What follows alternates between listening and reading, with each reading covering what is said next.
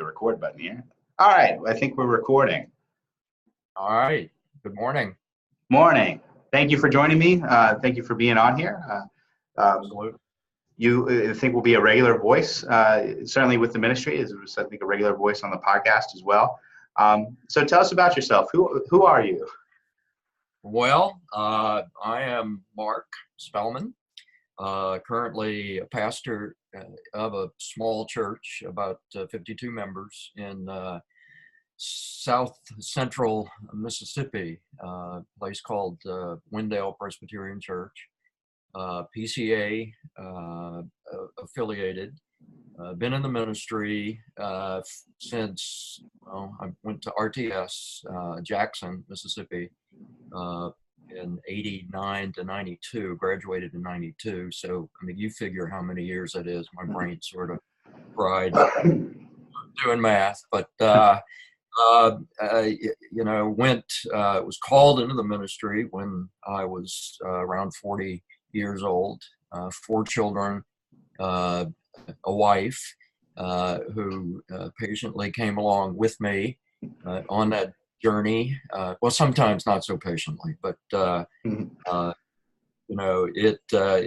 was a big transition from my first training as an architect into ministry, and then here, actually back home. Both my wife and I met in high school. We were just 15 years old. I was a freshman and she was a sophomore, both the same age. I was just a little slow getting started in school, so I was a year behind. But she graduated a year early, went on to nursing school, and I graduated a couple years later and went on to architecture school at Tulane. We were married in 1972, just had our 47th. I had to remember that one. I couldn't forget that one. 47th wedding anniversary Monday. Nice. Yeah. Congratulations. Yeah, we're sort of anomalies on the marriage scale, but that's been a journey as well. We, of course, like I said, met here at a high school here in town, moved off with my architecture and her nursing, called into the ministry from graduated in 75 from architecture school, went on to practice architecture until 89. So 12, 13 years or so. Right. Actually have come full circle. I mean, I never thought that we'd be back in Mississippi, but we moved most recently from Colorado, where we were there for 13, 14 years at a church plant. I organized and helped plant a church there in just south of Colorado Springs. And because of health reasons and aging parents and what have you, we started listening to where God would have us go, and saw that this door was open here at Wendell PCA, and 6 years ago, just a little over 6 years ago, moved back here. So it's been for my wife, it's been a good move. She's back home. For me, honestly, ministerially, it's been a challenge. Moving from a church plant where people were interested in asking questions and learning how to be a church, what it meant to be part of a denomination of the PCA, learning about the BCO, the Book of Church Order, and polity, and they're just eager to learn. Right. Not that people aren't eager here, but it's a different eager. It's a different it's just a different atmosphere, because this is a church that is well, this year they'll be celebrating their 1953. So you tell me, 60 some odd years. Yeah, that'd be 66 years. 6 years, yeah.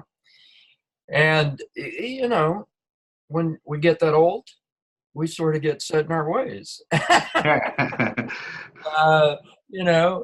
the old saying goes, it's hard to teach an old dog new tricks. I mean, it's not impossible, but it's different. Sure. So, for the first 3 years here, honestly, I just sort of felt like a fish out of water, asking, Lord, why did you bring me here? What's going on?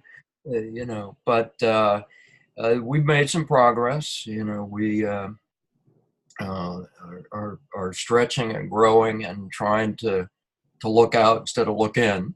So it's been quite a challenge.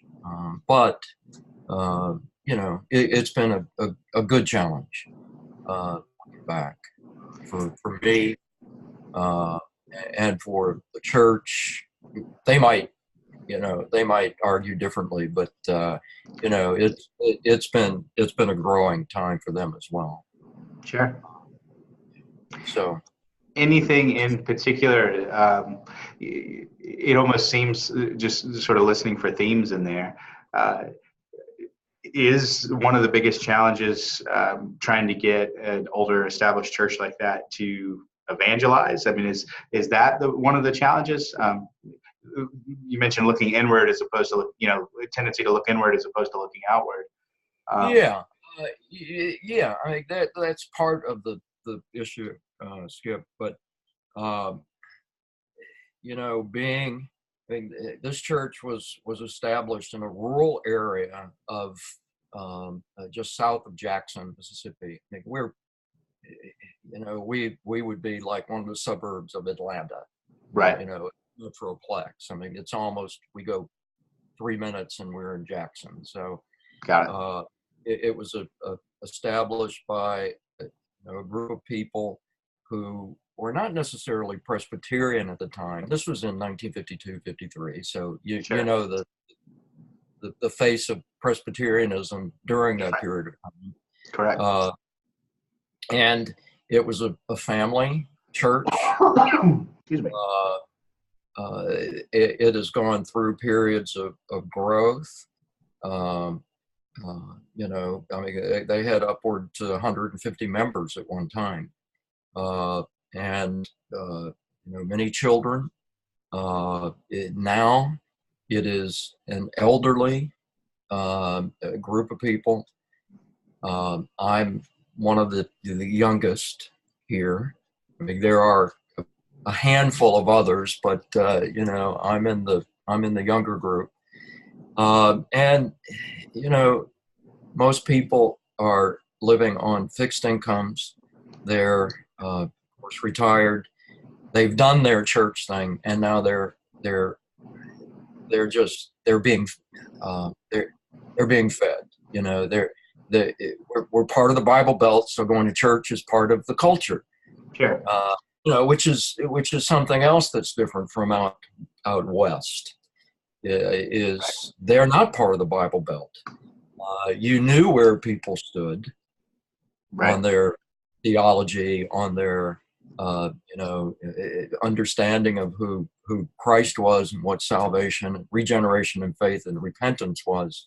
I mean, even if they even knew those terms, right? But you knew where they stand. Well, you come to this area, and it's like it's a culture of yes, we'll accept all these things, but when it comes down to doing something like evangelism, like reaching out cross-culturally, right? It's verbally, it's yeah, we agree with it, but in practice, there's not a movement to do that. Sure. Someone else can do it. I've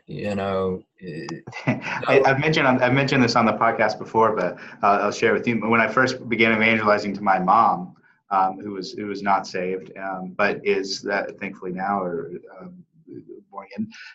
But she, when I first began witnessing to her, her response was, "Well, I'm a Christian. Your grandfather planted a church," which sort of a non sequitur there, but it's sort of encapsulates that mentality of cultural Christianity. Right, right. And, in many respects, it's more difficult. I mean, it's easier to plant a church than it is to revitalize a church. Mm-hmm. In practicing architecture, it's easier to start from the foundation up and build something new than it is to go back in. If you've ever renovated a house or watch the TV shows where they're renovating things, there are things behind the walls that you don't see until you start tearing things down. Right.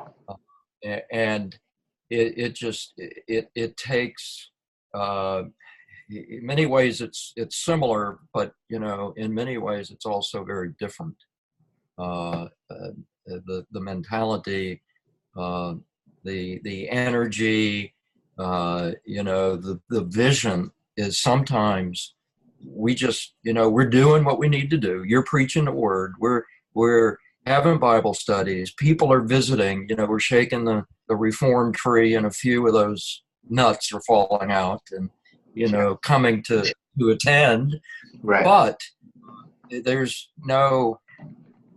At least right now, I mean, I don't want to paint the picture that this is a situation that is doomed to death. But, the reality is, I mean, we live in a time when, families are dwindling, the age of the congregation is increasing, people are dying, and we're not replacing.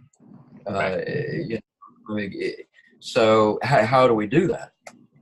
It means maybe stepping out of our comfort zone a little bit, reaching out into part of the city and the area that we live in that historically we haven't. I mean, there's a great racial divide here that is also cultural.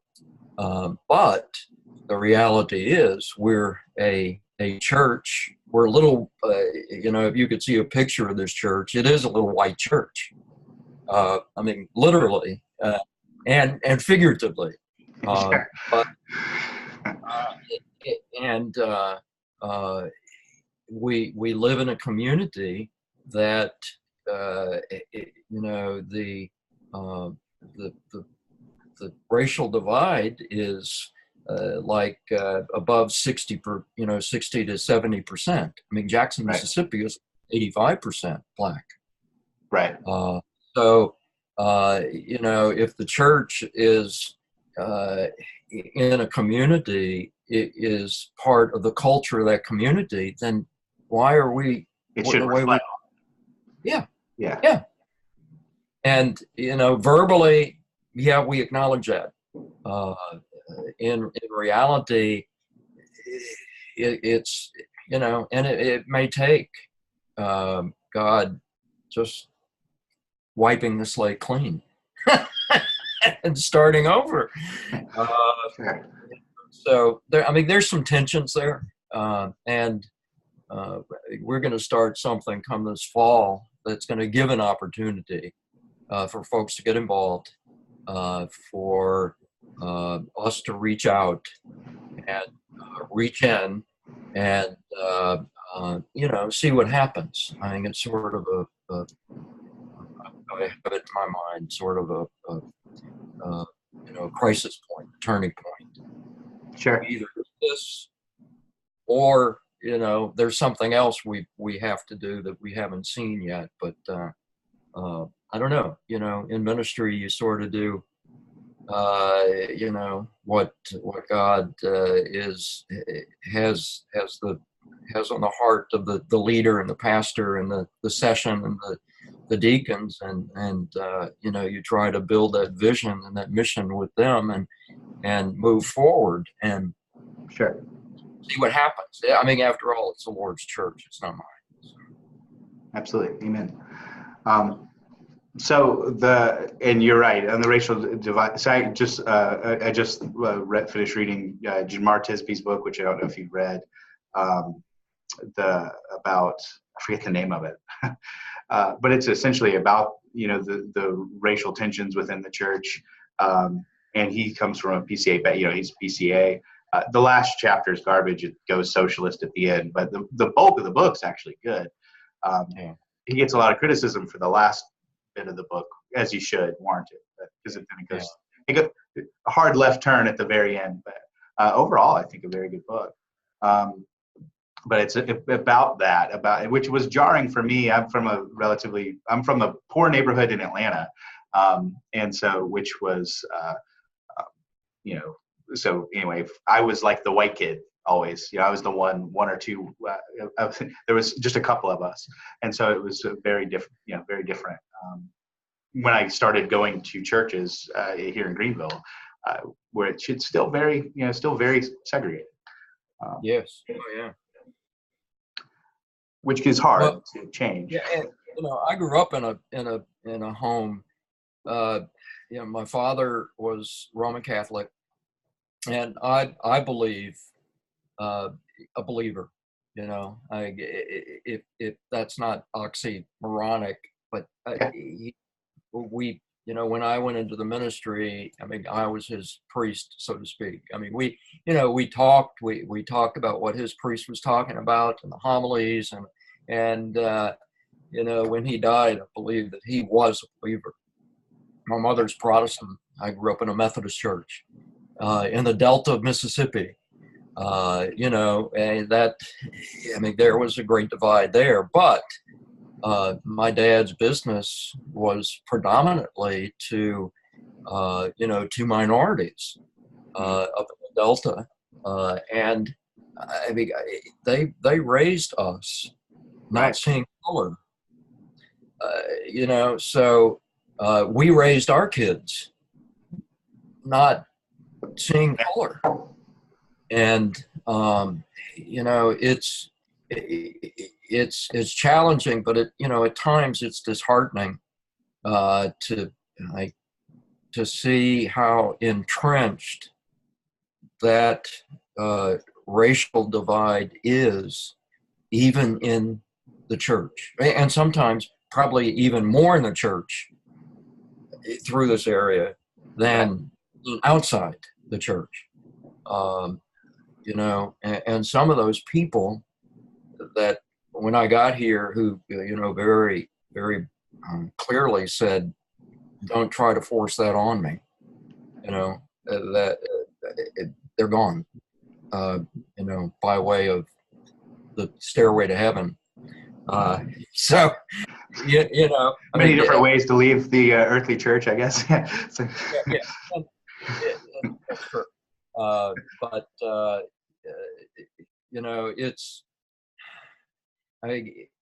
If we're going to, if this church is going to be here, or if any church in the Bible Belt is going to be where it is in the next decade or two or three, before 2050, it's got to realize that we may have different color eyes, and we may have different color skin. And as I told my folks when I got back, I made a trip to Africa this past February for my second time to Africa Bible University. Different color eyes, different color skin, but our blood is the same. I mean, same color blood, right? Same color sin. I mean, it's Christ has died for red and yellow, black and white, like the little children's song says. They are precious in His sight, and until we get, and I think we will. I think culturally, Jackson and the metropolitan area is beginning to see that as we're moving into this century and the next decades, that there's a greater acceptance of that diversity of things. I mean, to a point. There's some diversity, and I use that word very loosely at the moment, but there's some diversity that we biblically is not acceptable. Right. I'm talking about the sexual identity diversity, and I may be pushing the limits here on this first interview with you, but but you need to know what you're getting into. No, that's good. No, that's perfect. Yeah, no, that's great. We may let's see, where are we at on time here? Because I may split this into two. Yeah. So let's wrap this up, and then let's. You good for another episode? Right now today? Well, no. Let's. Or maybe some other time. Sure. Yeah. Let's do some other time. Well, one of the things, you do so many different things. Sort of a good, I think, a note to end on. You're currently involved in so many different ministries. How do you manage your time? Not well. I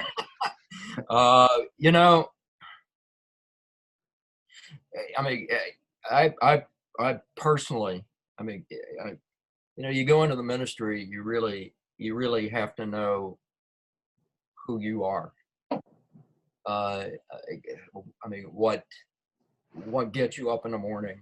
Obviously, I'm thankful that God has given me life and breath and this desire to do what I do. And sometimes I wonder, how effective is it? Small church, small towns, small ministries, and yet, I do teach at Belhaven University online. I have taught at New Geneva Theological Seminary in Colorado Springs, Pauline epistles and Greek and Hebrew, and I still keep up those language skills. I do, right? My Bible study with that each day. I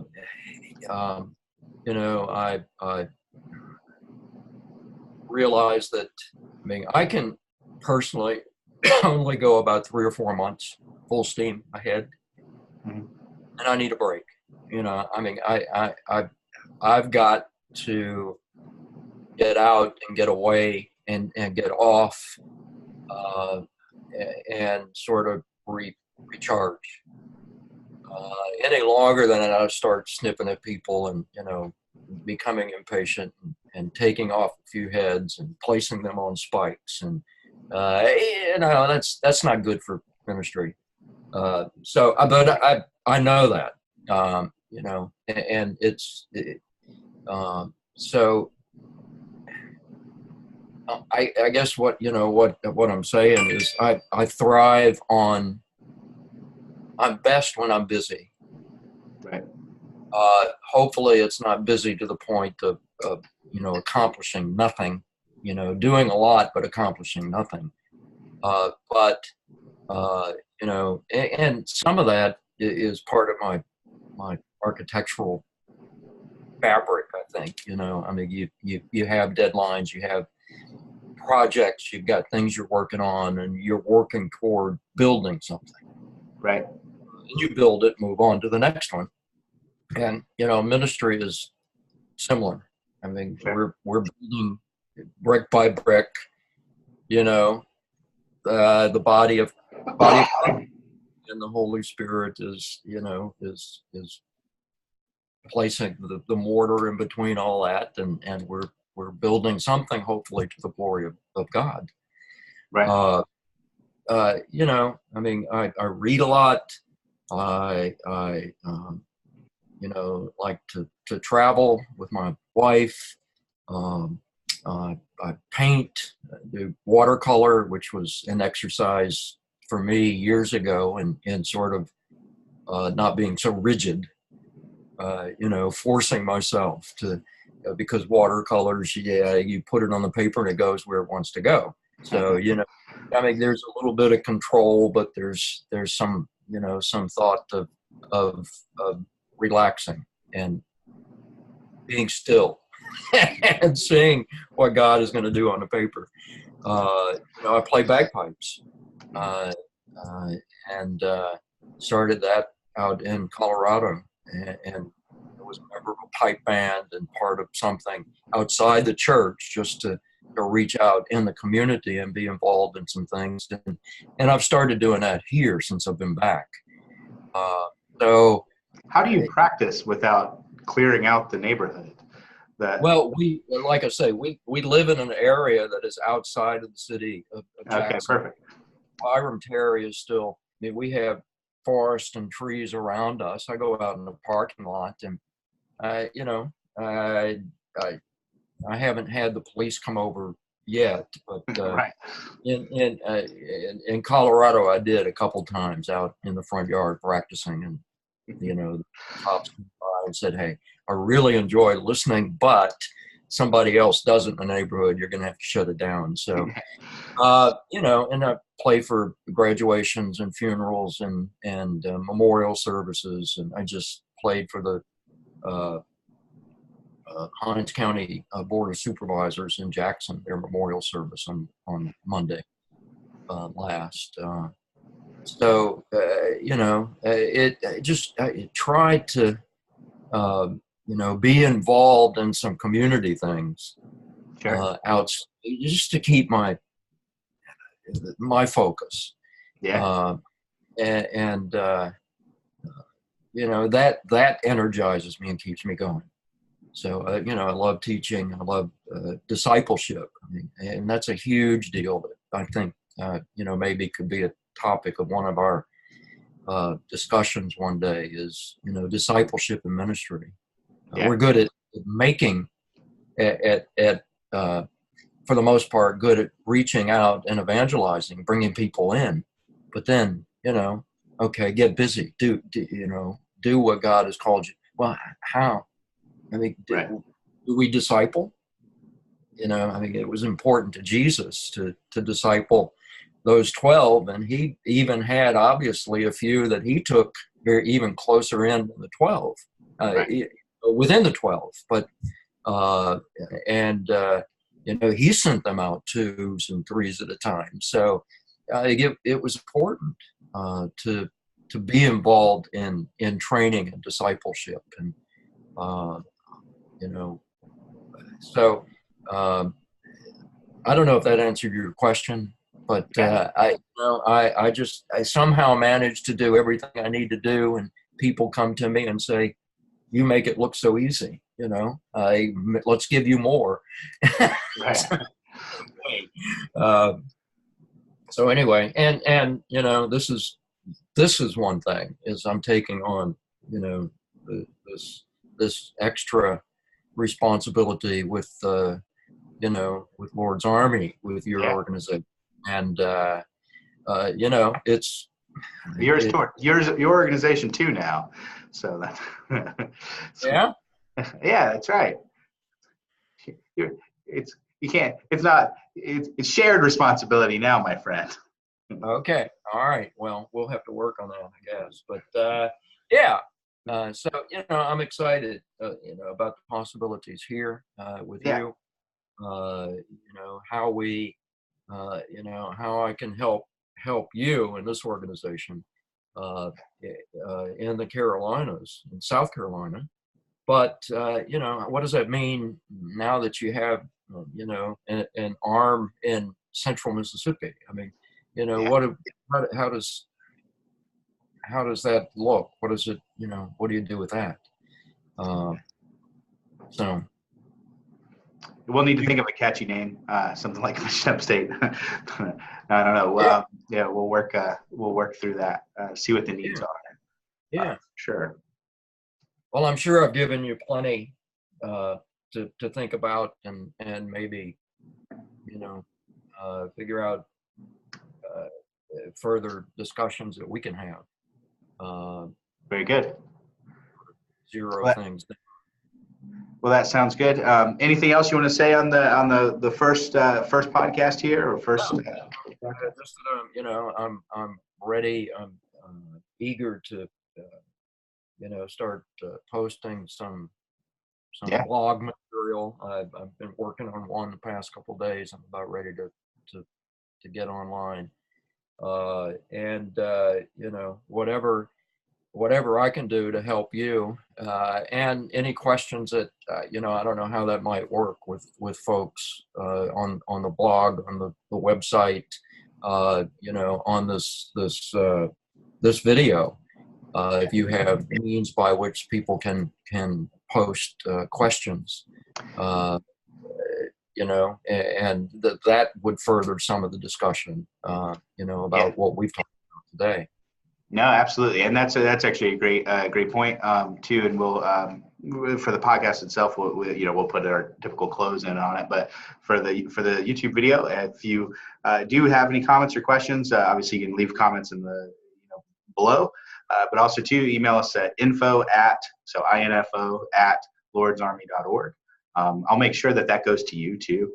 So if you do have questions or things, but it's info at lordsarmy.org. Okay. All right. That sounds good. All right. Very cool. I'm going to stop the recording here.